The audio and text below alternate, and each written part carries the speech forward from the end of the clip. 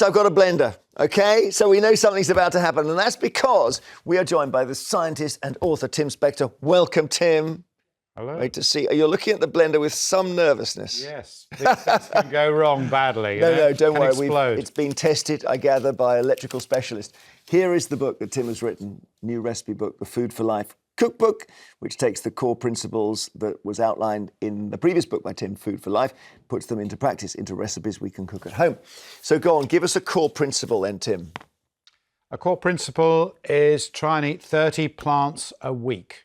Diversity of plants, right? Blimey. Exactly. You say blimey, but I don't even know. What is a plant? It's not just a fruit and a veg. It's a nut. It's a seed. Oh, okay, right, fine, yeah. It's a herb. It's a spice. Okay. All of them count. Oh, I see. And so once you start to do that and you start to think about, plants in a different way, it's also different types of mushrooms. Each different type, each different colour counts as a different thing. So it's that diversity helps your gut microbes. That's principle number one. Okay. We were talking earlier, I'm going to confess to you that I had a Chinese takeaway last night, all right? And I think producer Sophia's got the photo. We're just going to put this up on the screen because I want to show you some of the things here. And I'm worried now that that's not... So we've got marinated potato, marinated whelk, Smashed cucumber salad. Chicken feet, marinated preserved eggs, shredded tripe. Can you see right down the bottom under view basket, duck tongue in chili? Would that count as one of your 5 a day? The chili would. But the meat you're not so keen on? No. It Okay, doesn't, that's because it doesn't really help your gut microbes. Okay. It's rather neutral. So what this book is about what are the positives you can put in. It's not about taking stuff away. It's about everything you put in. So we've got your 30 plants. We've got Eat the Rainbow. So all the recipes here are incredibly colourful because colours mean healthy chemicals. I love that. Fermented foods is another one. Trying to bring them into every dish you can. You're trying to get your 3 different types of fermented food, which is basically probiotics in real food and naturally. Then it's switching your proteins. So we talked about meat. Instead of meat, go for things like beans, legumes, because they're packed with protein. You don't need meat to get your protein up. Most of us have quite enough protein. We're lacking in fibre. Then you've got, go for quality, not calories.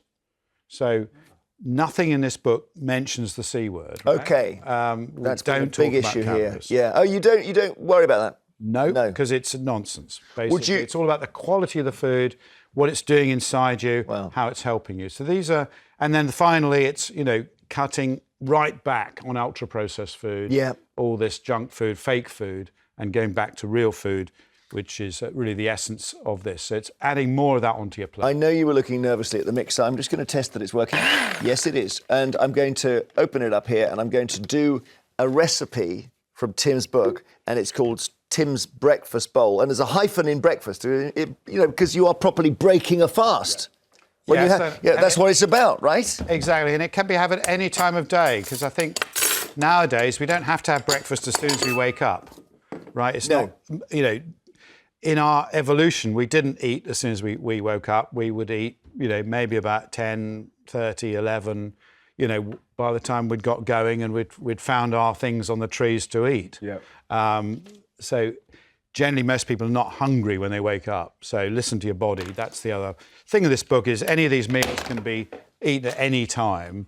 Don't get stuck into a rut that says you have to do X or Y. And I find personally that... Sorry, I'm really worried about this because I don't want to touch that blade, but apparently I have to take it out. Ella, can you help here? It's unplugged, but this is absolutely not what we do. Thank you. Okay. Yeah, okay, because this is... Carry on, guys. Okay. Yeah. You need the blender, do you? Because I think what's happening here. You could just slop them up and add in a bit of kefir. That's what I do. Come on. The key thing as well... I don't blend it. It's a lot of washing up. Okay. All right. What about taste? Because obviously we have become accustomed to our food tasting really kind of nice and powerful. Our palate has changed over the past... I'm just saying kefir. While you talk, I'm saying kefir because we're putting some kefir drink in, so... Yeah. Well, in terms of taste, how tasty are these dishes? Because people won't eat them if they don't really taste good. And can I supplement that? Because I have that kefir drink. Do you? Yeah. But Well, it's not milk, is it? It looks like milk, but it's not milk. Is there anything wrong with the cherry-flavoured one?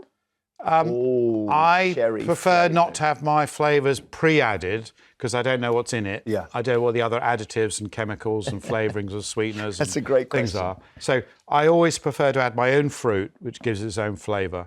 That's a general principle. Yogurt. Always go for the full-fat, plain version of whatever it is, and then you can add stuff in so you're in control. That's a general principle across the board.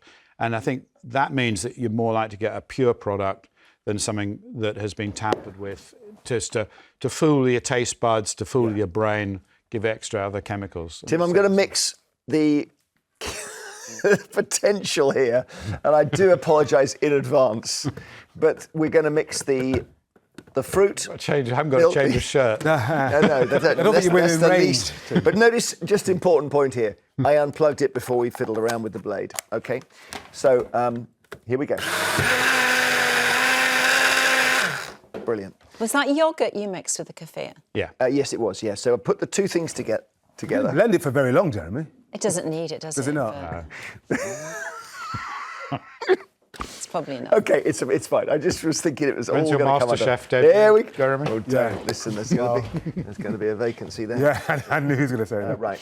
Okay. Okay, let's do this. So this looks good. I can hear, the one thing I know, when things are tasty, I hear the camera crew, sighing. And I just heard a sigh. So that's breakfast time.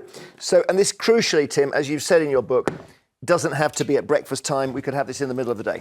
So then I'm going to do, and this is great, a nut, I love that I'm introducing your recipe. So a nut assortment. And seeds. And seeds, and I think seeds are late. Seeds are late, yeah? Come on. Yeah. It's a mixed nut. So Patience, each Tim, nut counts as a different plant. Very good. Okay, so that's why it's important. And nuts are an incredibly good source of fibre and protein, all kinds of nutrients. And we're then doing 2 strawberries each. This is strawberries so good. Oh, Should they not go in the blender, the fruits? Well, no. I would chop them up. It doesn't matter. It's up to I like that I'm yourself. answering the question. Whether you like baby food or you like it more, more solid there. So we've got. This is like Sorry, the Tim, guy in sorry. Sesame Street, the mad scientist. No. You wait, Henry. You'll be laughing on the other side. of your Blueberries, face this is in good just a moment. news. Yeah. And you can use frozen. So nice. You can use frozen berries as well. That's the other thing. And just a little bit Tim, extra. that is here. not going to be sweet enough, is it? Yours is no, because you're used to your cherry roulade. But a lot of fruit off season. So if you buy strawberries in the winter, or raspberries, or blueberries even, if you buy fruit in the winter, it isn't as sweet as when you buy it in the summer. It doesn't have the same taste. Well, freeze them or get pre-frozen cheap ones, and that's what I use, and they're perfectly good. The flavour There we comes go. through. That Wow, takes look at that. some beating. Look at that, everyone. What an incredible chef we have here. Yeah. And notice. And of course, it's got the fermented you food. very It's got the much. mixed Pleasure. nuts. It's got the seeds. Yeah. It's got 3 different types of berry, and berries are actually full of fibre. Yep, love the berries. Because all the little seeds in them. And give it a go. And even if you didn't like kefir, because it's mixed with the yogurt, most people can cope with that sourness as a way of slowly getting used to it. Yeah, it's nice. What do you think, Nadine? Yeah, it's nice. That. I mean, Hey, Storm, come in, Storm. Storm is here. I would definitely Can I give you one, drizzle honey Storm? over it. Oh, you Okay. can, yeah. That's Would you actually. mind? Do you know that's something that I There we can go. eat?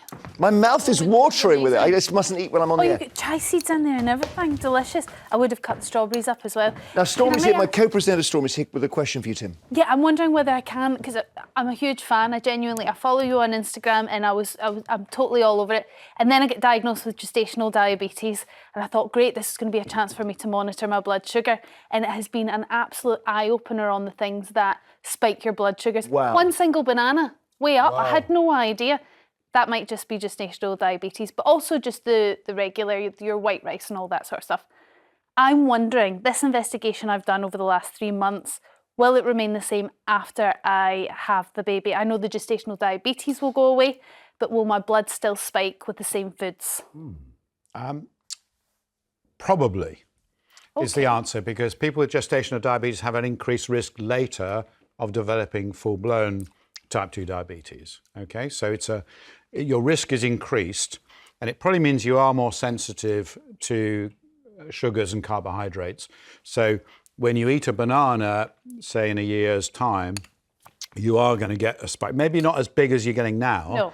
but it will be more than, say, the average person. So I think it means that you need to be paying more attention to your diet, and this is what, when you do the Zoe test and you put the glucose meters on. My wife did that. She had a whole this Zoe, because of course Tim Yeah, is I was behind going Zoe. to do it, and then I got pregnant, and then I got the gestational diabetes. And she I've was got saying everything it was anyway. amazing because we were living basically life. living with you for 2 weeks. And constant.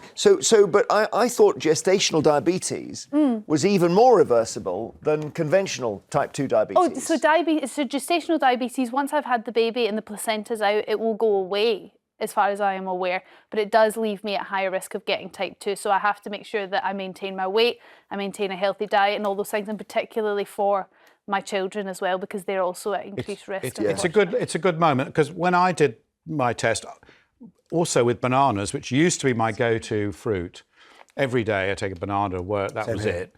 I found that it was giving me a sugar spike, which meant that I was hungrier later and more likely to cause me problems down the line. So I switched to pears or apples, and that's helped me. So I think it's similar for you. It's like you're sensitive to sugars.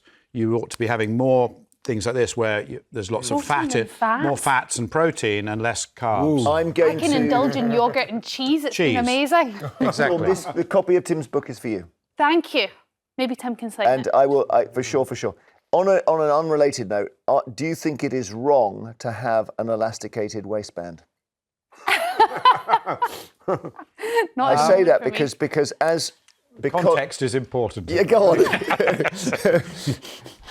So I sometimes have elasticated. That's what I just noticed that. Yes. And It's very trendy, these new trousers. Yeah, I noticed that, and I'm very suspicious of that, because to me, the way I control my weight is by knowing that I've got the same pair of trousers every day, and they're 34 inches, right? The Duke of Edinburgh was 32 inches when he got married to Queen Elizabeth, and 32 inches on the day he died. Isn't that incredible? Wow. So as soon as I go for an elastic weight, you've got to tell me you've gone to seed. I will. I'll let And you I'm know. thinking, here's the Diet Guru, and I suddenly saw one.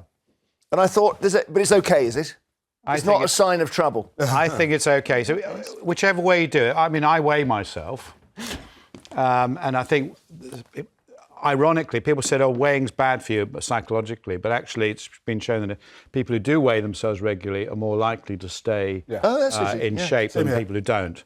But whichever way you do it, whether it's your waistband or weighing, knowing what your weight is really an important, like taking blood pressure. Yeah. You know, it's an important thing. Well, for brilliant. your health. Tim, honestly, you are an absolute star of the diet world, because we've both been affected by Zoe, obviously, in different ways. Tim's new recipe book, it's called The Food for Life Cookbook, and there it is.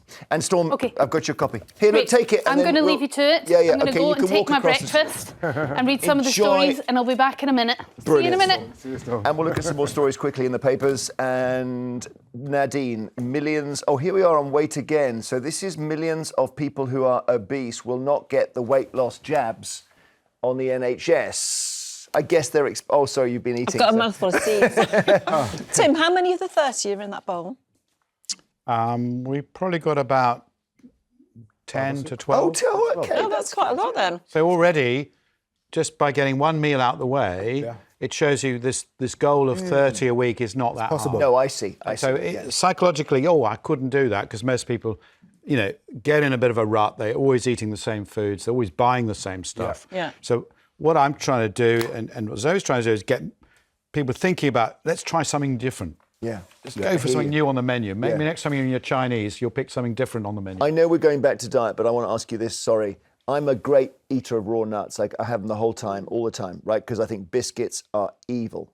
My daughter's at university, I sent her raw nuts. I sent her quite a big box of them. Her tutor saw it and said, oh, you shouldn't eat those, they're fattening. Wow. Right or wrong? Wrong. Right, good. That's all I need to hear. So on the, you've talked about having the anti-obesity drug yourself, have you? Yeah. So Interestingly, I had a banana when I came into the studio early this morning, and I was sat here starving. And I thought, why am I starving? I've just eaten a banana. And then you said that, and I had no idea bananas spiked your blood sugar. Bananas. Some people. That's delicious. Yeah. It's personalised. You don't know until you do the test whether they will or not. My wife doesn't have any problems with carbs and bananas and things, and I do. So it is. Bananas, something that they're varies between nicknamed us. God's Mars bars. And I would have said, so I would have looked at that and went, no, I need honey on that. I didn't. It was delicious. Yeah, good. Just to make But that what? point. So I mean, So we the weight will at loss some jabs. point get on to the weight. It doesn't matter. Time's going. Sorry. No, because you presumably you bought yours privately, did you? I did, yeah. Okay. Is that right or wrong? It was my choice, and it's a free market. So yeah, I mean, I think it's right. I think it's you can't just go and ask for them. I had to go Okay. through this extensive questionnaire. Wow. Wow. Henry, you're not allowed to say wow. No, but look, I'm a man. No, you can't, like swimming. Henry. Not allowed you to can't say wow. wow. No. Yeah, I At mean, 67 my eyes do years not of age, deceive I me. love the wow. So you say it as often as you want. I mean, look at the transformation there, though. Come on. Yeah. That was 3 months on weight loss jabs. Pretty amazing. Yeah, 3 months. And there's no, you're not holding it in the other one. no, it's the same dress. Literally 3 months Wow, later. Nadine. No you go. doctoring of the face. Sorry, I've said it now. Yeah, no, and honestly, I love it. Sometimes I realise. like to say wow. I said I'm a man. Is that allowed now? Yeah. It's Yeah. allowed. No, Yeah, but your thing about the market's fine. It's not fine, is it? What if I decide I've got if I had loads let of me- money and I let say me- I'm going to buy every kidney dialysis machine in the look. country? So let No. me just quantify that. You do have to go through like date stamped photographs, quite an extensive health questionnaire before I did speak to a doctor. So I did it on an online weight loss company. There are many of them through the major chemists rather and pharmacists to online companies that just specialise in weight loss. One of those I went with. I didn't have allowed to say the name. I did once and got into trouble. So and I got a telephone call from the doctor when I was about to order my second one to ask you've been 5 weeks with the first one. Yeah. Why was that? It was because I was ill Okay. and didn't take it that week. So it's quite exciting, and they're watching you. They know what you're taking and they're watching you. But I lost 2 stone almost in 3 months. Right. But the reason why I did it was because I'd had what I jokingly called nuisance telephone calls from my GP, who I just went along for a routine blood test, which revealed, to cut a story short, I was pre-diabetic, quite at a high level. I had fatty deposits on my liver and my cholesterol was high. Okay, so you've got to have for medical reasons. That's fine. So, well, no, because under the NHS, under the NICE rollout, that wouldn't qualify because my BMI wasn't over 35. Okay. I had the associated but problems. let's find out whether Tim but my agrees. BMI was in the red. I know, I understand. But is that the solution? Because I'm going to guess you're going to say to Nadine, look, just hit the nuts, and you don't need the injections.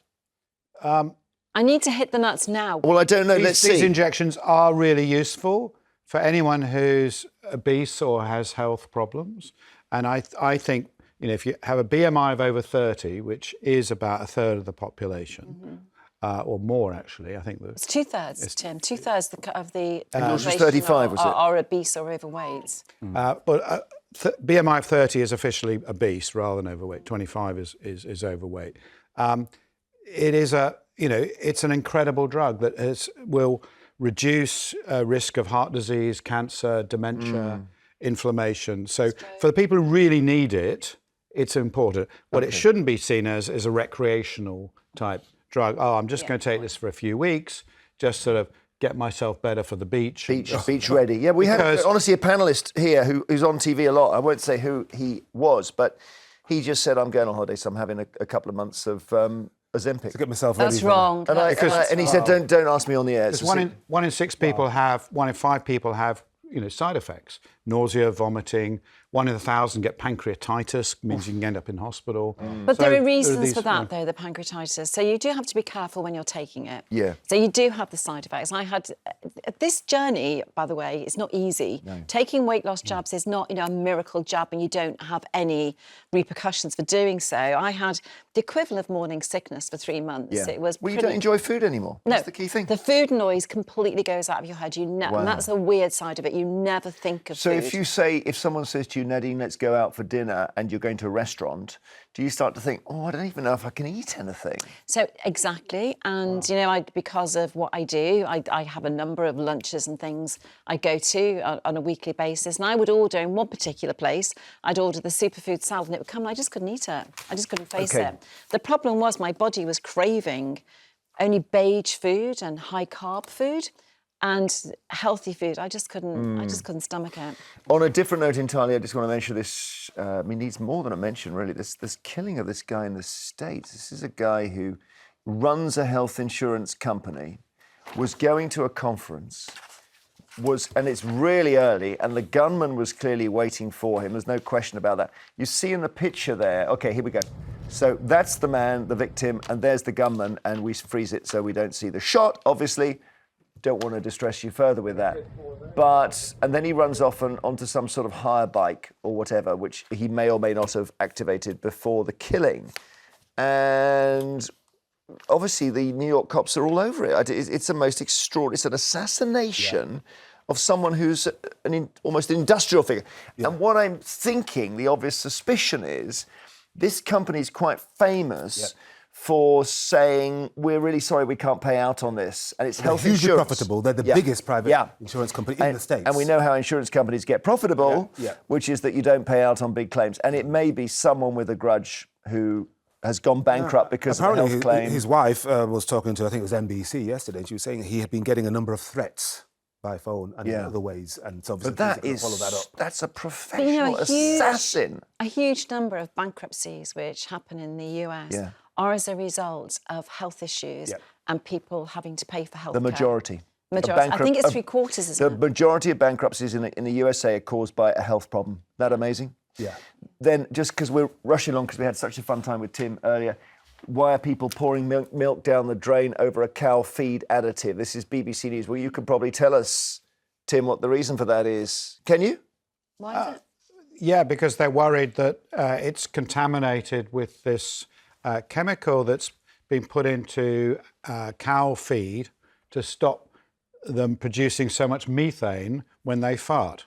So that methane is really bad for climate change and the atmosphere. And so they've been adding this in order to help reduce global warming, which is actually a major thing of why dairy is so bad for the planet. And they've been trying to do this, and they've been doing it for over 10 years, but it's only now sort of reached the popular It's a conspiracy press. theory, basically. And it's now a conspiracy theory.